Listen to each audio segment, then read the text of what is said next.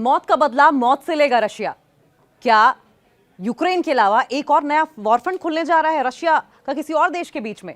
लेकिन सवाल यह भी है कि अमेरिका ने रशिया को क्या जवाब दिया था। दरअसल हुआ यूं कि कल क्रॉक्स सिटी हॉल में अचानक 5 हमलावरों ने 5 बंदूकधारियों ने ताबड़तोड़ गोलियां बरसानी शुरू कर दी, जिसमें 80 लोगों की मौत की खबर है। लगभग 80 लोग मारे जा चुके हैं, जबकि 120 से ज्यादा लोग घायल हुए हैं। और ऐसे में ये पिछले कई दशक में ये सबसे बड़ा हमला माना जा रहा है। हॉल में लगभग 6200 से ज्यादा लोग मौजूद थे और बंदूकधारियों ने इतनी ताबड़तोड़ गोलियां बरसाई, तड़तड़ाहट से गूंज उठा था पूरा हॉल और एक साथ 80 लोग मारे गए हैं, जबकि 120 लोग जो एडमिट हैं उसमें से बताया जा रहा है कि 60 लोग अभी भी ऐसे हैं जो कि गंभीर रूप से घायल हैं। और ये हमला जिस वक्त हुआ है, ऐसे में समझिए कि पहली तरफ तो पुतिन एक बार फिर से प्रेसिडेंट के तौर पर लैंडस्लाइड विक्ट्री के साथ, थंपिंग मेजॉरिटी के साथ एक बार फिर से प्रेसिडेंट बने हैं। वहीं दूसरा फैक्टर ये भी है कि अभी हाल ही में जेल में जो विपक्ष के नेता थे एलेक्सी नावल्नी, उनकी डेथ हुई थी और उसके बाद से ही आरोप लग रहे थे कि यह हत्या पुतिन ने ही करवाई है। इस बात की संभावना जताई जा रही थी कि जो एलेक्सी नावल्नी के सपोर्टर्स हैं उन्होंने गुस्से में आके एक तरीके से ये रिटेलिएशन की कोशिश की है, एक मैसेज देने की कोशिश की है पुतिन को। हालांकि अंदेशा इस बात का भी जताया जा रहा था कि संभावना इस बात की भी है, नेटो कंट्रीज जिस तरीके से यूक्रेन को रसद सामग्री भेजती हैं, लॉजिस्टिक्स भेजती हैं, उसका इस्तेमाल इस हमले के लिए किया गया हो यूक्रेन की ओर से। लेकिन एक बात समझने की जरूरी है कि क्या संभावना है कि बिना किसी जो लोकल सपोर्ट है उसके यूक्रेन के सपोर्टर्स जो है वो यहां पे आके इतना बड़ा अटैक कर दें, क्योंकि मॉस्को राजधानी है। और आपको याद होगा इससे पहले सिर्फ एक छोटी सी घटना, छुटपुट सी घटना सामने आई थी 9 मई डे को, जबकि मे डे के दिन मॉस्को में बिल्डिंग के ऊपर एक ड्रोन उड़ाया जा रहा था। जहां पर मेन फंक्शन था वहां पे एक ड्रोन ब्लास्ट हुआ था, ड्रोन से थोड़ा सा ब्लास्ट किया गया था, लेकिन वो माइनर सी घटना थी। ये पिछले कई दशकों में बड़ी घटना है और ऐसे में इस वक्त पुतिन गुस्से में दिखाई दे रहे हैं, ऐसा कहा जा रहा है। और मौत का बदला मौत से लेने की बात की है सिक्योरिटी काउंसिल के जो डेप्यूटी चेयरमैन हैं रशिया के, दिमित्री मेदवेदेव।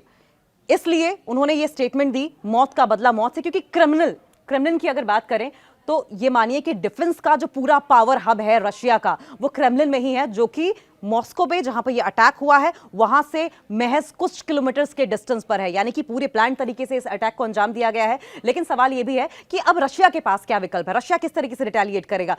अगर रशिया इस जानकारी को इकट्ठा कर लेता है कि ये अटैक किसने किया है, हालांकि जानकारी अभी तक ये सामने आई है कि आईएसआईएस ने इस हमले का पूरी जिम्मेदारी ली है, रिस्पांसिबिलिटी ली है। तो आईएसआईएस तो जाहिर तौर पर निशाने पर रहेगा, साथ साथ वो कंट्रीज जहां पर आईएसआईएस के कैंप हैं, अड्डे हैं, वहां पर भी निशाना तो साधेगा ही। लेकिन सबसे पहले मैसेजिंग के तौर पर उन तमाम कंट्रीज को जिनका इन हमले के पीछे हाथ हो सकता है, मैसेजिंग के तौर पर यूक्रेन को टारगेट कर सकता है, क्योंकि इस वक्त सॉफ्ट टारगेट यूक्रेन ही है। और यूक्रेन को टारगेट करने से एक बड़ा मैसेज दुनिया को जाएगा कि रशिया किसी को बख्शने वाला नहीं है। हालांकि कल की अगर बात करें तो जिस तरीके से यह अटैक किया गया था, जाहिर तौर पर प्लानिंग की गई होगी और लॉजिस्टिक्स का जिस तरीके से इस्तेमाल किया गया है और अंदर तक वहां तक लॉजिस्टिक्स पहुंच गए हैं, जाहिर है कि लोकल सपोर्ट भी रहा होगा। ऐसे में 5 आरोपियों हालांकि फरार हो गए हैं। एक तस्वीर हाल ही में सामने आई है जो कि रशियन आर्मी के द्वारा जारी की गई है। दो लोग एक व्हाइट गाड़ी में फरार हो रहे थे, एक सफेद गाड़ी में फरार हो रहे थे। हालांकि एक संदिग्ध पकड़ा गया है जो कि उनका करीबी बताया जा रहा है।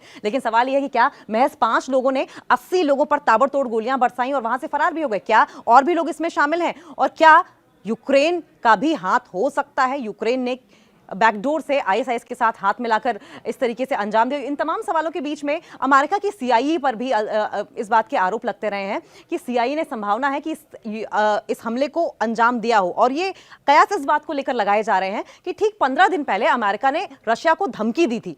धमकी इस बात की दी थी कि अगले 48 घंटे के अंदर अंदर हम कुछ ऐसा करेंगे, हम बड़ा हमला कर सकते हैं या फिर हम कुछ ऐसा करेंगे जिसके अंजाम आपको भुगतने हो सकते हैं। लेकिन ऐसा हुआ नहीं। ये 15 दिन बाद अटैक हुआ तो अमेरिका पर भी इल्जाम लगे। हालांकि अमेरिका ने सामने आकर न सिर्फ अपना स्टैंड लिया बल्कि यूक्रेन के बिहाफ पर भी स्टैंड लिया और सिरे से ये तमाम जो आरोप लग रहे थे उन्हें नकार दिया। अब पुतिन के सामने क्या सवाल है? दरअसल जैसे ही पुतिन अब दोबारा प्रेसिडेंट बन के आए हैं, ये सीधा उनके फेस ऑफ वाली बात हो गई है, सामने फेस वैल्यू पे बात आ गई है। और ऐसे में पुतिन कोशिश करेंगे कि जल्द से जल्द इस हमले का जवाब दिया जाए, एक बड़ा मैसेज पूरे दुनिया भर को दिया जाए, क्योंकि नए वर्ल्ड ऑर्डर में जिस तरीके से सुपर पावर बनने की लड़ाई चल रही है, इसमें पुतिन सबसे आगे रहना चाहते हैं।